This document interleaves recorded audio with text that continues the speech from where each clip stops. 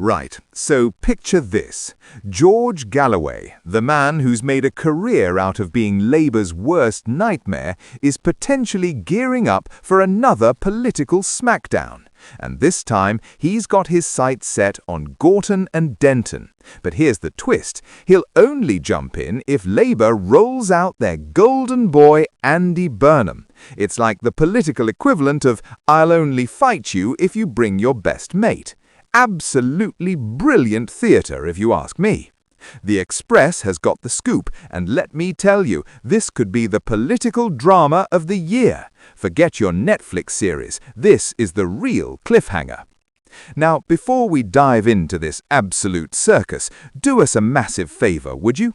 If you're finding this even remotely entertaining, smash that subscribe button. Seriously, over 94% of you watching haven't subscribed yet. It's completely free, takes literally 1 second, and honestly means everything to us here at British Mirror.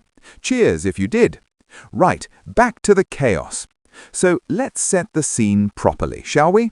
George Galloway isn't just some random bloke who fancies a punt at politics. This is a man who's practically made an Olympic sport out of embarrassing the Labour Party. Remember Rochdale in 2024? Course you do. Labour had an 8,000 majority from 2019, sitting pretty, probably thinking they could field a traffic cone and still win. Then Galloway storms in like he owns the place and absolutely demolishes them. Overturned that majority like he was flipping pancakes on Shrove Tuesday. The man's got form, serious form, and Labour knows it. Now here's where it gets properly juicy. An ally of Galloway's, speaking to the Express, basically said, and I'm paraphrasing here, if Burnham's the candidate, George is definitely showing up to the party. They went on to say he likes the headlines, which is possibly the understatement of the century. George Galloway liking headlines is like saying Boris Johnson quite enjoys a bit of attention. But the kicker, the real knockout punch in this statement, they reckon if George does stand, he'd do serious damage to Labour. Not minor damage, not a little scratch, serious damage. That's the kind of warning that should have Keir Starmer spitting out his morning tea. Now, let's talk geography and demographics, because this is where Galloway's strategy becomes absolutely crystal clear.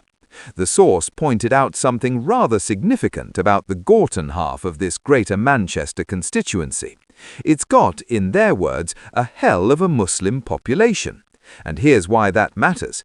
George Galloway has spent decades building up serious credibility in these communities, primarily because of his historic and very vocal opposition to Tony Blair's wars in the Middle East.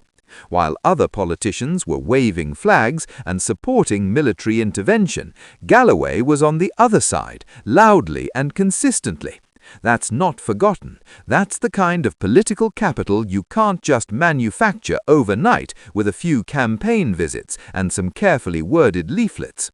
The Workers' Party, which Galloway leads with all the subtlety of a sledgehammer, managed to pull in 10% of the vote in Gorton and Denton at the last general election.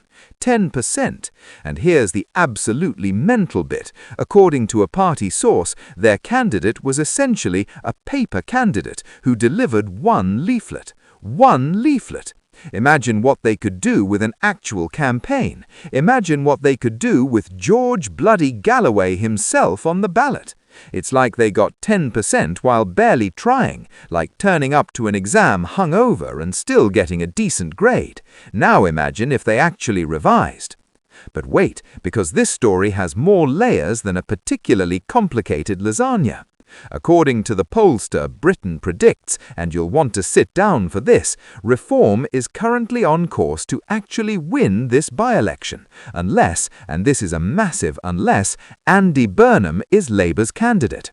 Let that sink in for a moment. We're talking about a seat that Sir Keir Starmer absolutely dominated in 2024, walking away with 51% of the vote like he owned the place. Fast forward to now, and the forecasts are showing Reform securing a comfortable 6-point victory over Labour.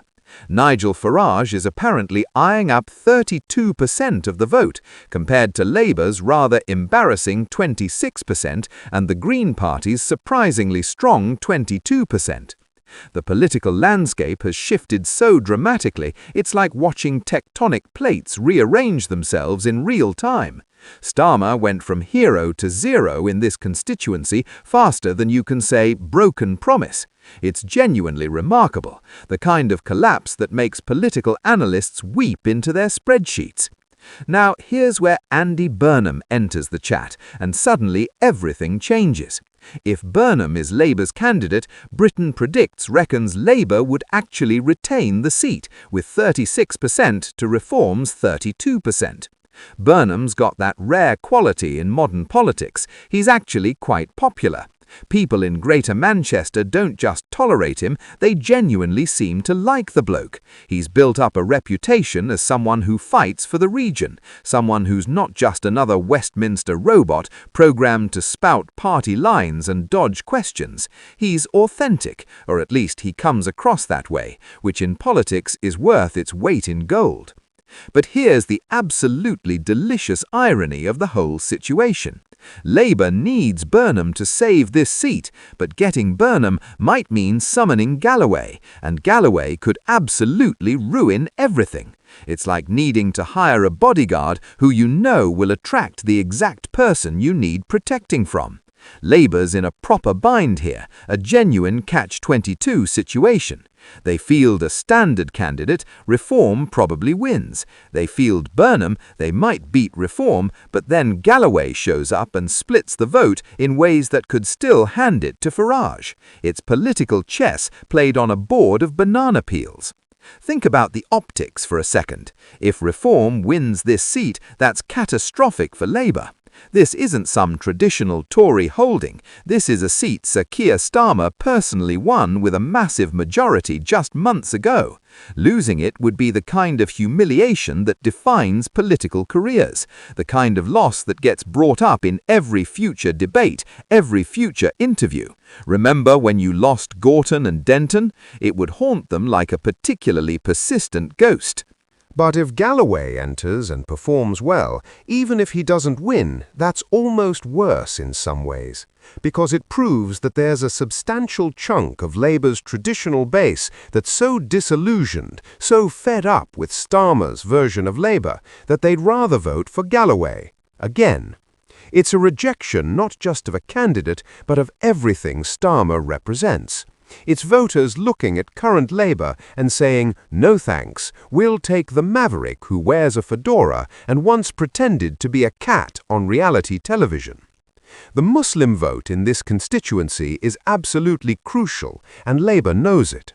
Galloway's understood this demographic's concerns for years, particularly around foreign policy. While Labour's been trying to navigate the impossible tightrope of Middle Eastern politics without upsetting anyone, inevitably upsetting everyone, Galloway's had a clear, consistent message. You might not agree with him, plenty don't, but you know exactly where he stands. In an era of political waffle and careful non-answers, that clarity is powerful.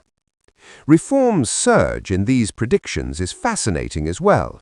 Farage has managed to tap into something in British politics, a frustration, a feeling that the main parties have completely lost the plot. Whether you think he's right or wrong, you can't deny he struck a chord. The idea that Reform could win a seat like this in Greater Manchester, in an area that's been Labour territory for decades, it's seismic.